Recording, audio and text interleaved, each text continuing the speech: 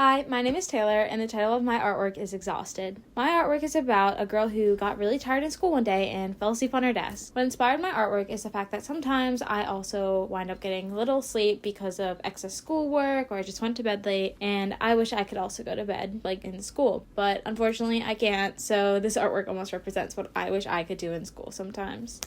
The different materials and techniques that I used to create this piece was mainly just like a graphite piece. I didn't use any blenders or anything like that. To begin this piece, I started out by blocking out grids onto my paper and onto the printed out reference sheet of the picture and the person that I wanted to draw.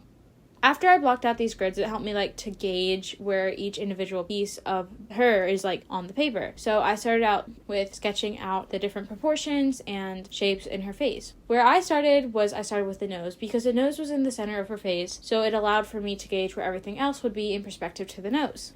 Similarly to this, I also, in order to get the different depths and shadows and textures right in her face, I also started with the darkest shadows in the nose and built the form of the nose up from those shadows. And I started with my dark shadows all around the face, as they were the darkest type of graphite that I could get on the paper, which would allow me to gauge how light I needed to get for other portions of her face.